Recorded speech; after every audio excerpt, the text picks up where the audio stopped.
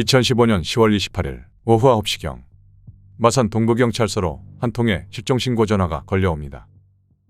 오전 11시쯤 창원무악산으로 등산을 간 아내가 오후 1시에 이제 하산한다는 문자를 보내고 그 이후로 연락이 끊겼다는 남편의 전화였습니다. 곧바로 등산로 인근 CCTV 조사에 들어간 경찰. 실종신고가 접수된 51살 이모 씨가 오전 11시 15분경 등산을 시작해 오후 1시 10분에 762m 산 정상에 도착한 사실을 확인했습니다. 하지만 산 정상에 도착한 뒤 하산하는 모습을 마지막으로 이 씨의 행방이 더 이상 포착되지 않았습니다. 이에 경찰은 이 씨가 하산하다 실족사고를 당한 것으로 판단하고 서둘러 수색팀을 꾸려 무악산 일대 수색에 들어갔습니다. 그러나 신고가 접수된 시간이 너무 늦은 밤이었기 때문에 시야 확보가 어려워 얼마 못 가 수색을 중단하고 철수해야만 했습니다. 날이 밝자마자 다시 수색을 재개한 경찰. 무악산 일대를 샅샅이 뒤진 끝에 오후 3시 40분경 정상 6분흥선 시루봉 인근 50m 지점에서 싸늘한 시신으로 숨져있는 이 씨를 발견했습니다. 이 씨의 몸은 나뭇잎과 흙으로 반쯤 덮여있는 상태였고 휴대폰이 사라진 채 휴대폰 케이스만 인근에 놓여 있었습니다. 또 하의는 반쯤 벗겨져 있었고 머리에 크고 작은 상처도 나 있었습니다. 도대체 하산하던 이 씨에게 무슨 일이 벌어졌던 것일까?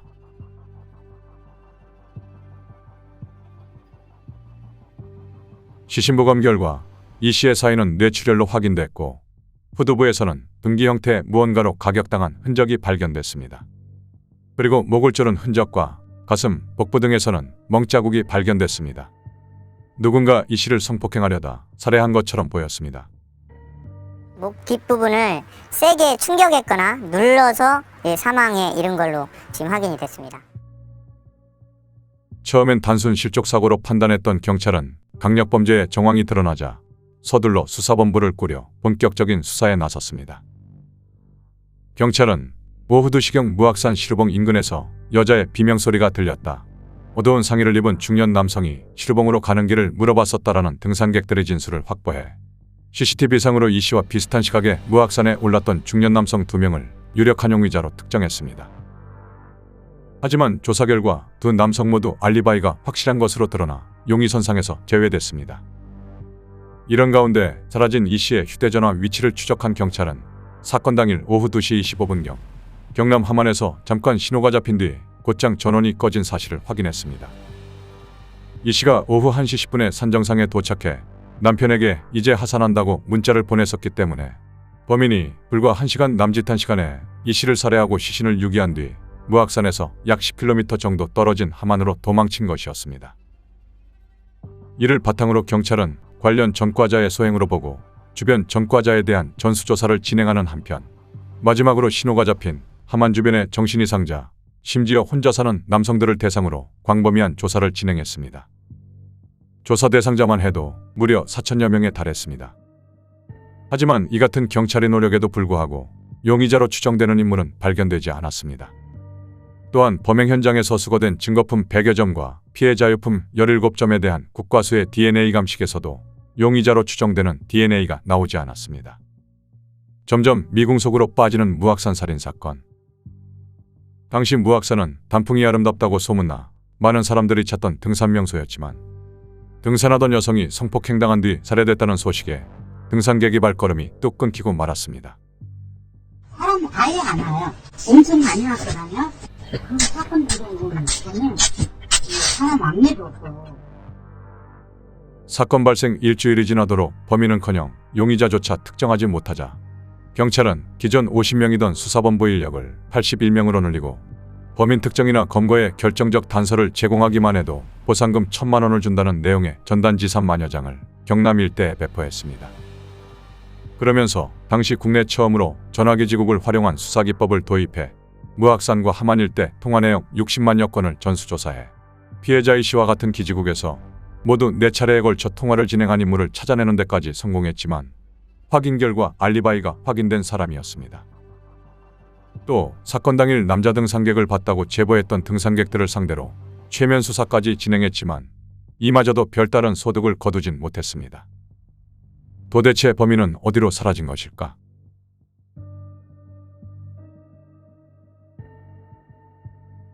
야속한 시간은 흘러 사건 발생 100일이 지났는데도 수사가 별다른 진척을 보지 못하자 경찰은 거센 비난을 받게 됐고 수사본부도 해체할 위기에 놓였습니다.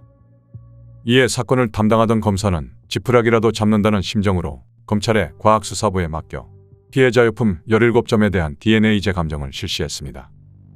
이미 국과수에서 2차례에 걸쳐 진행한 검사에서 용의자로 추정되는 DNA가 없다고 판명이 난 상태였지만 마지막 조사가 될 수 있는 만큼 피해자 유품을 분해해 한 번 더 자세히 조사를 해보자는 거였습니다. 그렇게 피해자 유품 17점을 조각조각 잘게 잘라 다시 DNA 검사를 실시하자 놀라운 결과가 나왔습니다. 피해자 A씨가 끼고 있던 장갑에서 용의자로 추정되는 인물의 DNA가 발견됐습니다. 중요한 증거물인 피해자의 유품을 훼손하면서까지 DNA 재감정을 실시한 것이 의외의 결실을 거둔 것입니다. 확인된 DNA는 당시 대구교도소에 수감 중이었던 47세 남성 정모 씨로 밝혀졌습니다.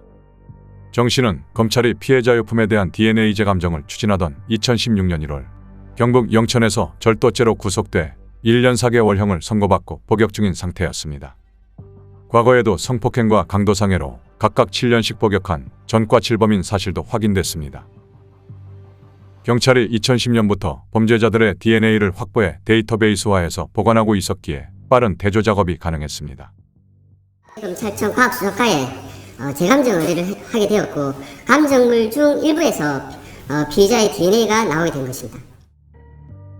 경찰은 즉시 교도소에 수감 중인 정 씨를 찾아가 신문을 시작했습니다. 그런데 정 씨는 경북 영천에서 도둑질을 하다 잡혔는데 경남에서 벌어진 사건에 범인 일리 있겠냐며 아무것도 모른다고 딱 잡아댔습니다. 너무나도 완강히 범행을 부인하는 정 씨. 상습적으로 강력범죄를 저질러온 전과자에게 DNA 감정 결과만 들이대며 자백을 받아내기란 쉽지 않았습니다. 결국 경찰은 사건 당일 무악산 인근 CCTV를 찬찬히 되돌려보며 정 씨의 행적을 찾기 시작했습니다. 그러자 피해자 A 씨와 같은 시각 무악산 정상에 올랐던 정 씨의 모습이 포착됐습니다. 앞서 CCTV에 포착돼 유력한 용의자로 몰렸던 2명의 중년 남성 외에도 정 씨의 모습이 CCTV에 고스란히 찍혀 있었지만 경찰이 이를 제대로 확인하지 않아 놓쳤던 것이었습니다. 확인된 CCTV 영상을 보여주며 정 씨를 다시 추궁하자 정 씨는 결국 자신이 저지른 범행임을 자백했습니다. 사건 발생 189일 만에 경남 일대를 공포에 몰아넣었던 무악산 살인사건의 범인이 검거되는 순간이었습니다.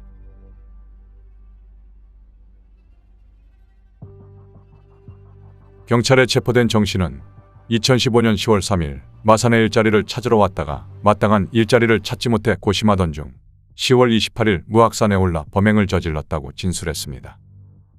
그러면서 계획된 살인은 절대 아니었고 단지 지친 마음을 달래기 위해 무악산을 찾았는데 산 정상에서 피해자 이 씨를 본 순간 욕정을 품게 됐고 이후 하산하는 이 씨를 따라 산 정상에서 1.8km 정도 떨어진 시루봉 인근까지 내려간 뒤 이 씨가 벤치에 앉아 잠시 쉬고 있는 틈을 타 이 씨를 덮쳤다고 말했습니다. 그러면서 이 씨가 소리를 지르며 거세게 저항하자 순간 화가 나 이 씨의 얼굴과 복부 등을 여러 차례 걷어찬 뒤 목을 졸랐고 이후 이 씨가 기절한 것으로 보여 본격적으로 성폭행하려 했는데 자세히 보니 숨져 있어 순간 당황했다고 말했습니다. 이후 이 씨의 시신을 인근 풀숲으로 옮겨 급히 매장하고는 경찰의 추적을 우려해 이 씨의 핸드폰을 가지고 하산한 뒤 함안, 창녕, 양산 등을 떠돌며 숨어 지냈고 경북 영천에서 도둑질을 벌이다 경찰에 체포됐다고 진술했습니다. 2016년 5월 4일 실시된 현장 검증. 여성 등산객 살해 사건 용의자 정 씨가 모습을 보이자 유가족들은 참았던 분노를 터뜨렸고 이를 막는 경찰과 50여 분간 몸싸움이 벌어지기도 했습니다.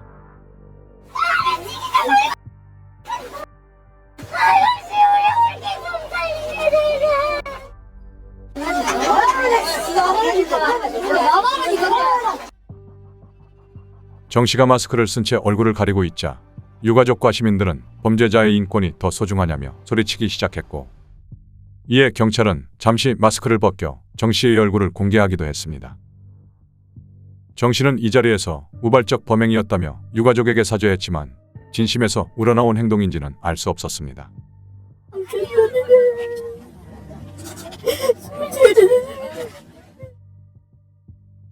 2016년 10월 12일 1심 재판부인 창원지방법원은 피고인의 범행으로 아무런 잘못이 없는 피해자가 극도의 고통과 공포 속에서 생을 마감하였고 피해자의 유족들도 평생 치유하기 어려운 깊은 정신적 고통을 겪게 되었다며 정 씨에게 무기징역을 선고했습니다. 2달 뒤 열린 항소심에서도 부산고등법원은 피고인은 피해자의 유족들로부터 용서받지 못하였고 피해 회복을 위해 아무런 노력을 기울이지 않은 점, 피고인은 성폭력 범죄 및 강도범죄 등으로 여러 차례 형사처벌을 받은 전력이 있는 점 등을 종합해보면 피고인에게 선고한 형이 무거워 부당하다고 볼 수 없다며 1심 판결인 무기징역을 유지했습니다.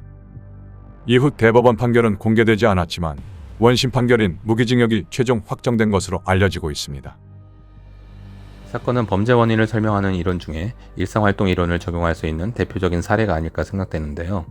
이 이론은 동기가 부여된 잠재적 가해자, 적절한 범행 대상, 그리고 보호자의 부재라는 이 세 가지 조건이 충족되었을 때 범죄 또는 범죄 피해가 발생한다고 설명하고 있습니다.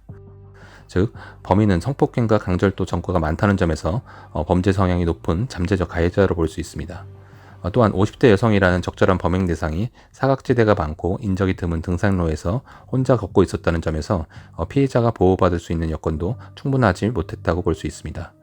따라서 낮 시간이라도 인적이 드문 곳은 피하거나 일행을 동반하는 것도 이러한 범죄의 기회적 요인을 차단하고 그 피해를 예방하는 하나의 노력이 될 수 있습니다. 두 자녀를 둔 이 씨는 유방암 진단을 받고 난 뒤 건강관리를 위해 남편과 함께 꾸준히 등산을 했던 것으로 알려졌습니다. 사건 당일에도 부부가 같이 등산할 예정이었지만 남편이 급한 볼일이 생기는 바람에 혼자 등산을 떠났다가 변을 당한 것으로 전해졌습니다. 한편 DNA 재감정을 통해 극적으로 범인을 검거했지만 경찰은 비난의 화살을 피해가지 못했습니다. 사건 발생 초기에 수사를 끝낼 수 있었는데도 등산로 CCTV를 제대로 확인하지 않는 바람에 연인원 9천여 명에 달하는 수사 인력을 투입하고도 범인을 검거하는 데 6개월이나 걸렸기 때문입니다. 순간의욕정을 주체하지 못하고 무고한 시민을 살해한 정 씨. 평생 감옥에서 죄를 뉘우치고 진심으로 참회하길 바랍니다. 억울하게 희생된 고인의 명복을 빕니다.